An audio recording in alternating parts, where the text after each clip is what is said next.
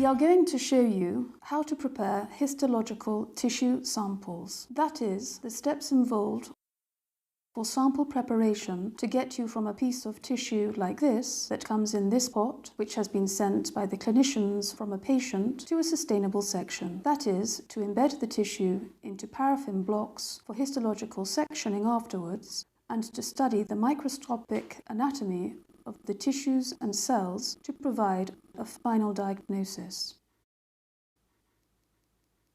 There are 4 steps common to nearly all histological procedures. First, fixation. Second, embedding. Third, sectioning. And fourth, staining. Fixation of tissue samples. What is fixation? Tissue fixation is a critical step that preserves cell and tissue components, maintains their structure, and therefore slows down tissue degradation during years. The 2 main mechanisms of fixation are cross-linking and coagulation. Cross-linking involves covalent bond formation both within proteins and between them, which causes tissue to stiffen and therefore resist degradation. Coagulation is caused by the dehydration of proteins by using alcohols or acetone, which deform protein structure so that water-fearing regions move the protein surface. Coagulative fixation can help embedding media like paraffin wax and penetrate tissue.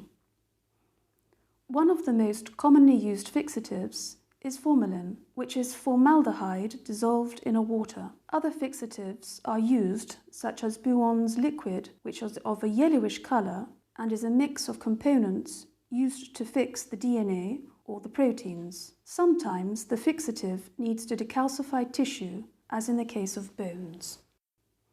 During fixation, formaldehyde attaches to primary amines to form a stable crosslink.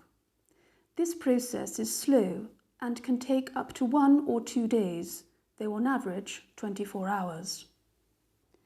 Before continuing with the process of histological tissue sample preparation, we must address the process in Secretariat. This point is very important. Case identification. First, for a proper case identification, it is essential to check the personal data. Second, the registration, and finally the number of pathology, that is, the biopsy code. To this end, once we receive the samples in the pathology department, we must carefully verify specimen labelling and patient identification.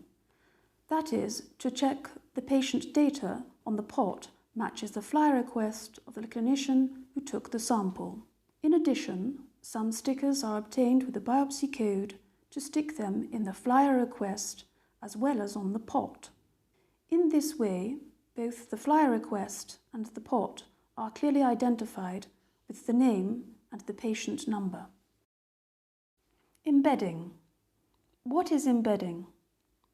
The embedding involves supporting specimens in media that have similar mechanical rigidity to the specimen itself. Choosing the right embedding medium is critical, because if it is too stiff or too weak, defects may occur while sectioning. By far the most common media used for embedding is paraffin wax. The embedding process begins in the trimming or cut-up room by introducing the sample into the cassette prior to a gross examination of the tissue sample. This is done in the cutting hood that absorb noxious vapours of formaldehyde. It is also here where a description of the macroscopic aspects of the sample are analysed, such as the number of fragments, size, colour and shape. Here we can see that the tissue fixed with formalin is hard and is composed of multiple fragments with a pearly white colour of about 2 to 2.5 centimetres. The cassettes have printed the biopsy code related to each patient. These cassettes have small grooves that allow the release of formalin and other solutions, but not the tissue. In case the samples are very small, some sponges are used to prevent losing the tissue. In order to see the tissue under the microscope, we need to cut it 3 to 4 microns in thickness. To be able to cut it so thinly, the tissue is embedded into paraffin. The problem is that paraffin is hydrophobic. That is, it does not merge well with water and fragments come in formalin, which is an aqueous solution, so we must remove the water from the tissue. Thus, prior to paraffin embedding, samples must be dehydrated by replacing water in the tissue with ethanol, first followed by xylene and then finally warmed paraffin wax. To do this, we use a tissue processing machine. Once blocks have been prepared, they are included in this machine where the tissue is processed overnight through different alcohols of increasing gradation and xylene to dehydrate the tissue, that is, to remove the water and finally replace it with paraffin. All these components are located inside the machine and automatically the blocks pass through different phases.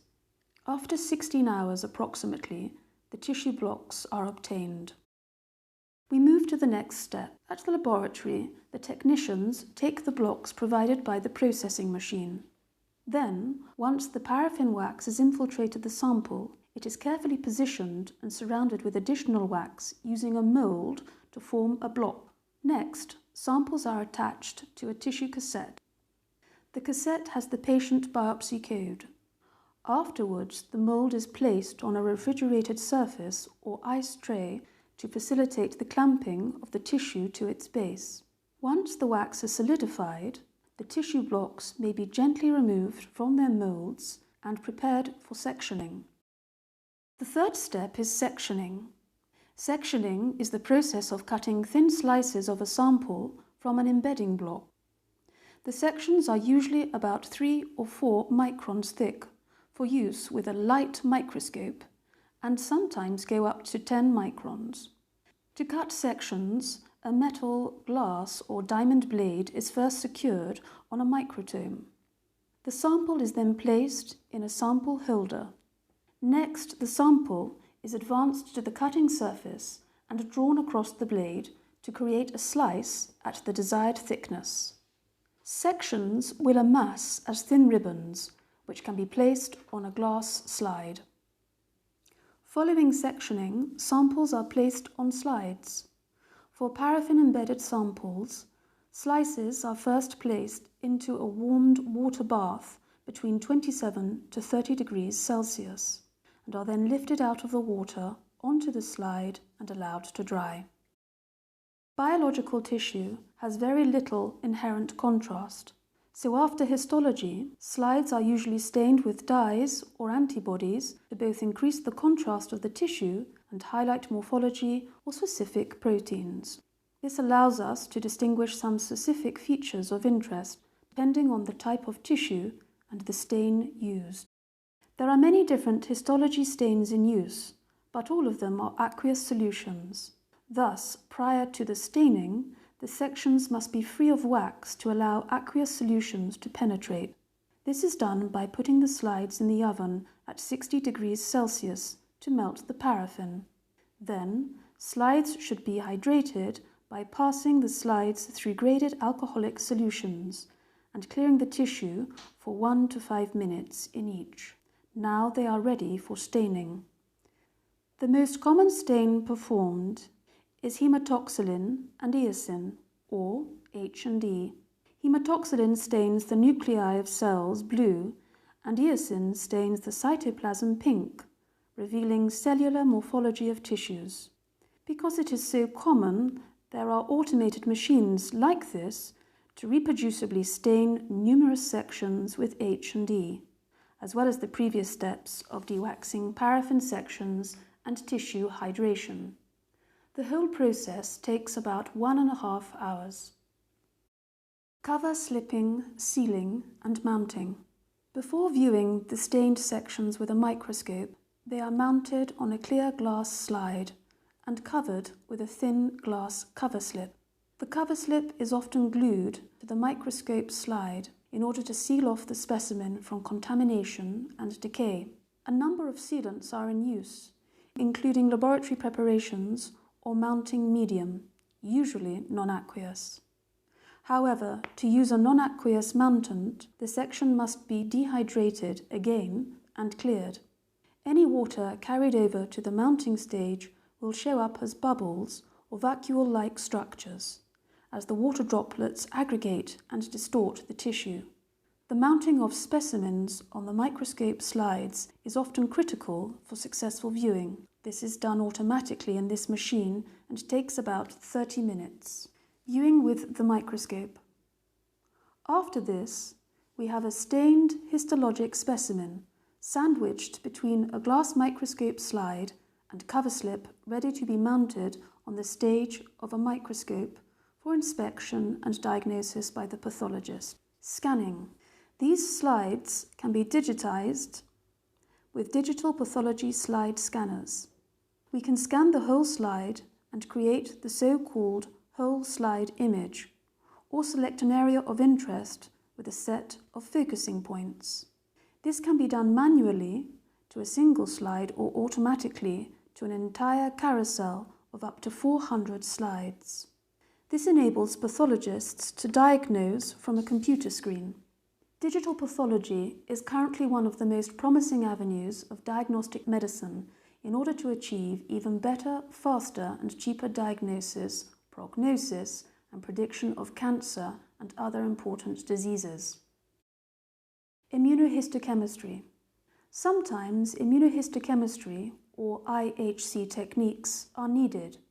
IHC refers to the process of detecting antigens like proteins in cells of a tissue section by exploiting the principle of antibodies binding specifically to antigens in tissues. IHC staining is widely used in the diagnosis of abnormal cells such as those found in cancerous tumours. Specific molecular markers are characteristic of particular cellular events such as proliferation or cell death. IHC is also used in basic research to understand the distribution and localization of biomarkers and differentially express proteins in different parts of a biological tissue. Here, for breast carcinoma, we usually do estrogen or progesterone receptors, as well as p53 and cytokeratins 19. All these stained samples may be also scanned and evaluated through the digital image from a computer screen. Histological tissue sample preparation from a small cylinder of tissues to its diagnosis.